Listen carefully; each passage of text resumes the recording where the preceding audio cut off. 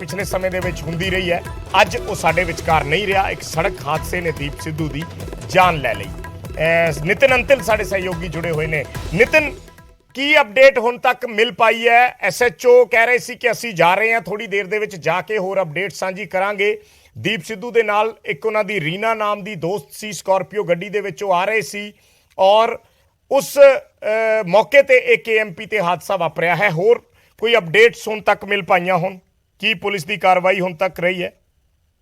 जी बिल्कुल। सबसे पहली बात तो ये कि जब सड़क हादसा हुआ, क्योंकि KMP और KGB पर हादसे होते रहते हैं, सबसे पहली बात तो पुलिस प्रशासन के सामने सबसे बड़ी चुनौती ये थी कि एक्सपायर कौन हुआ। लेकिन जब पहचान हुई तो सोनीपत प्रशासन के जो हालात हैं वो देखने लायक थे, क्योंकि उनके समझ में ये ही नहीं आ रहा था कि हम क्या करें। क्योंकि जो पहचान हुई वो सबसे पहली पहचान जो आधे घंटे 1 घंटे से पहले हादसा बताया जा रहा है, और जब हादसे में पहचान हुई तो दीप सिद्धू से हुई। तो उसके बाद सोनीपत के SP DSP और आला के जो आला प्रशासन है वो खरगोदा पहुंच चुका है। फिलहाल जो परिजनों को सूचना नहीं दी गई है, लेकिन जो दीप सिद्धू की जो शव है उसको खरगोदा के एक जो सामान्य अस्पताल वहां रखवा दिया गया है। तो उनके साथ थे, उनके हालात ठीक बताए जा रहे हैं, लेकिन दीप सिद्धू की मौत हो चुकी है, ये कन्फर्म खरगोदा थाना प्रभारी ने कर दिया है। लेकिन उसके बाद उनका ये कहना है कि परिजनों को सूचना दी जाएगी। हालांकि जो हादसा है वो ट्राले की वजह से बताया जा रहा है कि हुआ है। जो ट्राला था वो क्यों खड़ा था, कैसे खड़ा था, क्योंकि हाईवे KMP और KJP सबसे बड़ा हाईवे है, और KMP पर इनका हादसा पीपली टोल के पास बताया जा रहा है। स्कॉर्पियो गाड़ी में दीप सिद्धू सवार थे, वो गाड़ी खुद चला रहे थे। तो इसी बात पे जो खरगोदा थाना पुलिस है वो जांच जरूर कर रही है, लेकिन उससे पहले शव को अब जो जांच की जा रही है, उसके बाद जो अब जो शव को प्रक्रिया है वो सोनीपत के सिविल अस्पताल ले जाया जाएगा, और वहां पर कल पोस्टमार्टम की जो प्रक्रिया है वो शुरू की जाएगी। जी तो नितिन, ये अगर हम दिल्ली से गुजरते हैं उस रोड से, तो हमने बहुत बार देखा है कि ये जो बड़े टिप्पर हैं या बड़े ट्राले जो हैं जिन पे बड़े बड़े कंटेनर रखे होते हैं, ये अक्सर पार्क होते हैं रोड पे, क्योंकि जो बड़े बड़े ढाबे वहां पे आते हैं तो वहां अक्सर कोई खाना खाने के लिए रुकता है, या वैसे अगर किसी में कोई प्रॉब्लम आ गई तो अक्सर वहां ऐसे जो टिप्पर हैं या जो जो कंटेनर हैं वो खड़े रहते हैं। जी बिल्कुल। इसी हादसे का शिकार जो पंजाबी गायक दीप सिद्धू हैं। हालांकि जो पंजाबी गायक दीप सिद्धू हैं उनकी सबसे बड़ी अहम भूमिका वो किसान आंदोलन के दौरान भी रही है, और वहीं से 26 जनवरी के बाद वो बड़ा चेहरा बने, किसान आंदोलन में बड़ा चेहरा रहा और आरोपी भी रहे, लेकिन पंजाबी गायक थे।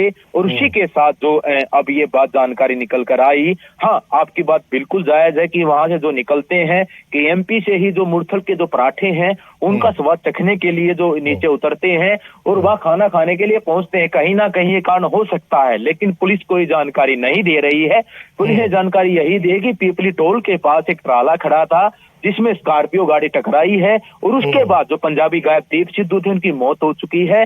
ट्राला किसने खड़ा किया था, क्यों खड़ा किया था, इसकी कोई जानकारी पुलिस फिलहाल नहीं दे रही है। जी ਤਾਂ ਦੀਪ ਸਿੱਧੂ ਦੀ ਸੜਕ ਹਾਦਸੇ ਦੇ ਵਿੱਚ ਮੌਤ ਹੋਈ ਹੈ। ਇਹ ਬੇहद ਮੰਦਭਾਗੀ ਖਬਰ ਇਸ ਵੇਲੇ ਅਸੀਂ ਦਰਸ਼ਕਾਂ ਦੇ ਨਾਲ ਸਾਂਝੀ ਕਰ ਰਹੇ ਹਾਂ। ਦੀਪ ਸਿੱਧੂ ਬਾਰੇ ਜੋ ਮੋٹے ਤੌਰ ਤੇ ਅਸੀਂ ਜਾਣਕਾਰੀ ਰੱਖਦੇ ਹਾਂ ਜਾਂ ਜਿੰਨਾ ਕੁ ਅਸੀਂ ਜਾਣਦੇ ਹਾਂ, ਦੀਪ ਸਿੱਧੂ ਮੁਕਤਸਰ ਜ਼ਿਲ੍ਹੇ ਦੇ ਵਸਨੀਕ ਨੇ। ਮੁਕਤਸਰ ਜ਼ਿਲ੍ਹੇ ਦਾ ਪਿੰਡ ਹੈ ਉਦੇਕਰਨ ਪਿੰਡ ਦੇ ਐਡਵੋਕੇਟ ਸੁਰਜੀਤ ਸਿੰਘ ਦੇ ਪੁੱਤਰ ਨੇ, ਔਰ ਉਦੇਕਰਨ ਪਿੰਡ ਤੋਂ ਸਟਰਗਲ ਕਰਦੇ ਹੋਏ, ਸੰਘਰਸ਼ ਕਰਦੇ ਹੋਏ ਮੁੰਬਈ ਪਹੁੰਚੇ।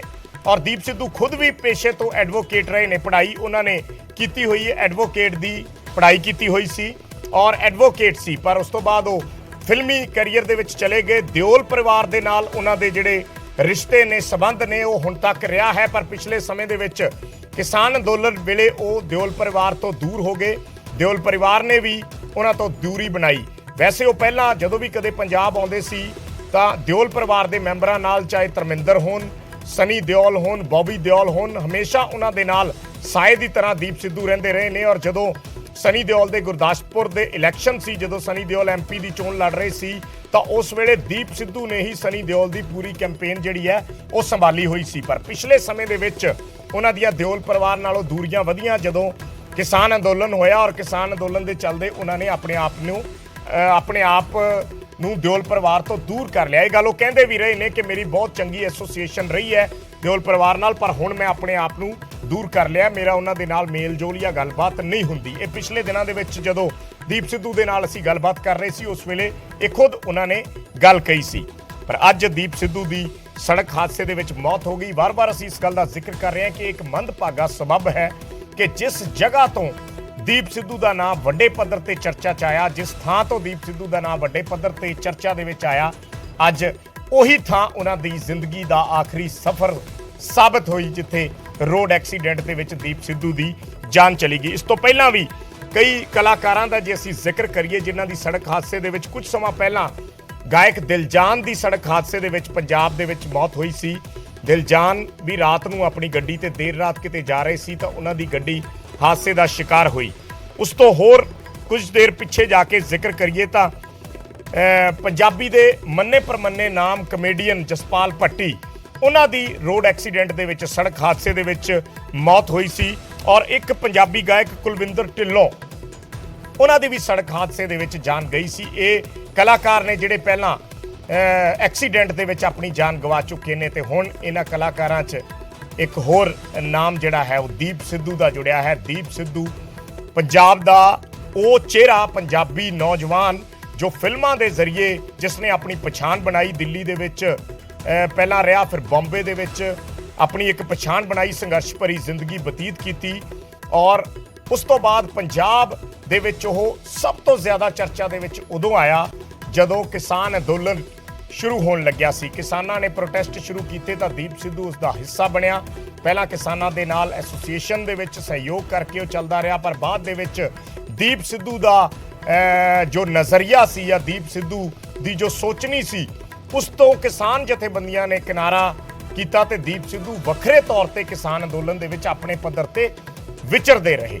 ਪਰ 26 ਜਨਵਰੀ ਦਾ ਉਹ ਦਿਨ ਜਿਸ ਦਿਨ ਲਾਲ ਕਿਲੇ ਤੇ ਹਿੰਸਾ ਹੋਈ ਜਾਂ ਲਾਲ ਕਿਲੇ ਤੇ ਉਹ ਸਾਰਾ ਘਟਨਾਕ੍ਰਮ ਵਾਪਰਿਆ ਜਿਸ ਦੇ ਵਿੱਚ ਦੀਪ ਸਿੱਧੂ ਨੂੰ ਸਿੱਧਾ ਦੋਸ਼ੀ ਠਹਿਰਾਇਆ ਗਿਆ ਔਰ ਦੀਪ ਸਿੱਧੂ ਤੇ ਮਾਮਲੇ ਤੱਕ ਦਰਜ ਕੀਤੇ ਗਏ। ਇਸ ਵੇਲੇ ਵੀ ਦੀਪ ਸਿੱਧੂ ਤੇ ਇੱਕ ਮਾਮਲਾ ਅੱਜ ਵੀ ਦਿੱਲੀ ਦੀ ਅਦਾਲਤ ਦੇ ਵਿੱਚ ਚੱਲ ਰਿਹਾ, ਪਰ ਉਹ ਜ਼ਮਾਨਤ ਤੇ ਬਾਹਰ ਆਏ ਸੀ। ਕਈ ਮਹੀਨੇ ਉਹਨਾਂ ਨੂੰ ਜੇਲ੍ਹ ਦੀ ਹਵਾ ਖਾਣੀ ਪਈ।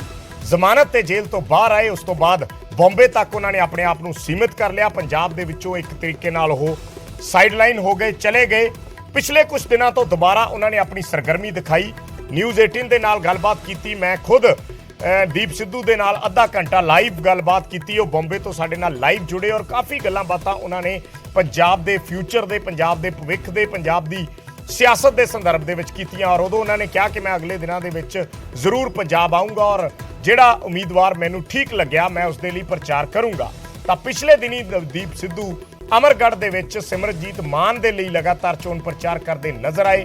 ਉਹਨਾਂ ਦੀ ਇੱਕ ਤਸਵੀਰ ਬੇਹੱਦ ਚਰਚਿਤ ਰਹੀ ਜਦੋਂ ਸਟੇਜ ਤੇ ਉਹਨਾਂ ਨੇ ਇੱਕ ਹੱਥ ਦੇ ਵਿੱਚ ਝਾੜੂ ਫੜਿਆ ਸੀ ਔਰ ਇੱਕ ਹੱਥ ਦੇ ਵਿੱਚ ਤਲਵਾਰ ਫੜੀ ਹੋਈ ਸੀ। ਉਹ ਤਸਵੀਰ ਮੀਡੀਆ ਤੇ, ਸੋਸ਼ਲ ਮੀਡੀਆ ਤੇ ਬਹੁਤ ਜ਼ਿਆਦਾ ਚਰਚਾ ਦੇ ਵਿੱਚ ਆਈ ਔਰ ਦੁਬਾਰਾ ਲੋਕਾਂ ਨੇ ਜਾਂ ਪੰਜਾਬ ਦੀ ਜਨਤਾ ਨੇ ਇਸ ਚੀਜ਼ ਨੂੰ ਮਹਿਸੂਸ ਕੀਤਾ ਕਿ ਦੀਪ ਸਿੱਧੂ ਦੁਬਾਰਾ ਜਿਹੜੀ ਗੱਲ ਕਰਦੇ ਸੀ ਉਹ ਆਪਣੇ ਉਸੇ ਸਟੈਂਡ ਤੇ ਅੱਜ ਵੀ ਖੜੇ ਨੇ ਤੇ ਦੁਬਾਰਾ ਪੰਜਾਬ ਦੀ ਸਿਆਸਤ ਦੇ ਵਿੱਚ ਉਹ ਸਹਿਯੋਗ ਕਰਨ ਦੇ ਲਈ ਉਤਰੇ ਨੇ। ਸਿੱਧੇ ਤੌਰ ਤੇ ਦੀਪ ਸਿੱਧੂ ਨੇ ਹਮੇਸ਼ਾ ਜਿਹੜੀ ਐਕਟਿਵ ਪੋਲਿਟਿਕਸ ਸੀ ਉਸ ਤੋਂ ਮਨਾ ਕੀਤਾ। ਜਿੰਨੀ ਵਾਰੀ ਵੀ ਅਸੀਂ ਦੀਪ ਸਿੱਧੂ ਨੂੰ ਸਵਾਲ ਪੁੱਛਿਆ ਉਹਨਾਂ ਨੇ ਕਿਹਾ ਕਿ ਮੈਂ ਐਕਟਿਵ ਪੋਲਿਟਿਕਸ ਦਾ ਹਿੱਸਾ ਨਹੀਂ ਬਣੂੰਗਾ, ਮੈਂ ਖੁਦ ਕਦੇ ਵੀ ਚੋਣ ਨਹੀਂ ਲੜੂੰਗਾ। ਔਰ ਇਸ ਵੇਲੇ ਵੀ ਪੰਜਾਬ ਇਲੈਕਸ਼ਨ ਦੇ ਵਿੱਚ ਉਹਨਾਂ ਨੇ ਨਾ ਹੀ ਕਿਸੇ ਪਾਰਟੀ ਦੇ ਨਾਲ ਐਸੋਸੀਏਸ਼ਨ ਕਰਨ ਦੀ ਔਰ ਨਾ ਹੀ ਖੁਦ ਕਿਤੋਂ ਟਿਕਟ ਲੈਣ ਦੀ ਕੋਸ਼ਿਸ਼ ਕੀਤੀ ਜਾਂ ਖੁਦ ਚੋਣ ਲੜਨ ਦੀ ਗੱਲ ਕਹੀ, ਪਰ ਉਹ ਸਿਮਰਨਜੀਤ ਸਿੰਘ ਮਾਨ ਦੀ ਚੋਣ ਮੁਹਿੰਮ ਦਾ ਹਿੱਸਾ ਜ਼ਰੂਰ ਬਣੇ ਔਰ ਉਹਨਾਂ ਦੇ ਲਈ ਚੋਣ ਪ੍ਰਚਾਰ ਕਰਦੇ ਦਿਖੇ। ਸੋ ਅੱਜ ਉਹਨਾਂ ਬਾਰੇ ਇਹ ਮੰਦਭਾਗੀ ਖਬਰ ਆਈ, ਇਹ ਮੰਦਭਾਗੀ ਅਪਡੇਟ ਆਈ ਕਿ ਦੀਪ ਸਿੱਧੂ ਇੱਕ ਸੜਕ ਹਾਦਸੇ ਦਾ ਸ਼ਿਕਾਰ ਹੋਏ ਨੇ। ਕੁਝ ਦੇਰ ਪਹਿਲਾਂ ਖਰਖੋਦਾ ਥਾਣੇ ਦੇ ਜਿਹੜੇ SHO ਜਸਪਾਲ ਸਿੰਘ ਸਾਡੇ ਨਾਲ ਜੁੜੇ ਸੀ, ਉਹਨਾਂ ਨੇ ਜਾਣਕਾਰੀ ਦਿੱਤੀ ਕਿ ਹਾਂ ਇਹ ਖਬਰ ਆਈ ਹੈ ਦੀਪ ਸਿੱਧੂ ਕਾਰ ਦਾ ਐਕਸੀਡੈਂਟ ਹੋਇਆ, ਸਕਾਰਪੀਓ ਗੱਡੀ ਸੀ ਔਰ ਐਂਬੂਲੈਂਸ ਦੇ ਜ਼ਰੀਏ ਉਹਨਾਂ ਨੂੰ ਹਸਪਤਾਲ ਲਿਜਾਇਆ ਗਿਆ ਔਰ ਇਹ ਖਬਰ ਹੈ ਕਿ ਉੱਥੇ ਉਹਨਾਂ ਦੀ ਮੌਤ ਹੋ ਗਈ। ਇੱਕ ਰੀਨਾ ਨਾਮ ਦੀ ਉਹਨਾਂ ਦੀ ਦੋਸਤ ਜਿਹੜੀ ਉਸ ਵੇਲੇ ਨਾਲ ਮੌਜੂਦ ਸੀ, ਜਿਵੇਂ SHO ਜਸਪਾਲ ਸਿੰਘ ਦੱਸ ਰਹੇ ਸੀ, ਉਹ ਠੀਕ ਹੈ ਲੜਕੀ, ਉਸਦੇ ਸੱਟਾਂ ਨਹੀਂ ਲੱਗੀਆਂ, ਪਰ ਦੀਪ ਸਿੱਧੂ ਇਸ ਹਾਦਸੇ ਦੇ ਵਿੱਚ ਨਹੀਂ ਰਹੇ ਔਰ ਦੀਪ ਸਿੱਧੂ ਦੀ ਜਾਨ ਚਲੀ ਗਈ। ਦੀਪ ਸਿੱਧੂ ਇਸ ਸੜਕ ਹਾਦਸੇ ਦਾ ਸ਼ਿਕਾਰ ਹੋਏ ਨੇ। ਪੁਲਿਸ ਹੁਣ ਇਸ ਗੱਲ ਦੀ ਜਾਂਚ ਕਰ ਰਹੀ ਹੈ ਜਾਂ ਇਹ ਅੱਗੇ ਇਨਵੈਸਟੀਗੇਸ਼ਨ ਦਾ ਮਾਮਲਾ ਰਹੇਗਾ। ਆਮ ਤੌਰ ਤੇ ਜੋ ਇਹੋ ਜਿਹੇ ਕੇਸਾਂ ਦੇ ਵਿੱਚ ਪੁਲਿਸ ਦੀ ਭੂਮਿਕਾ ਹੁੰਦੀ ਹੈ ਜਾਂ ਪੁਲਿਸ ਦੀ ਕਾਰਵਾਈ ਹੁੰਦੀ ਹੈ, ਪਰ ਦੀਪ ਸਿੱਧੂ ਇਸ ਸੰਸਾਰ ਨੂੰ ਅਲਵਿਦਾ ਕਹਿ ਗਏ ਨੇ, ਇਸ ਦੁਨੀਆ ਨੂੰ ਅਲਵਿਦਾ ਕਹਿ ਗਏ ਨੇ।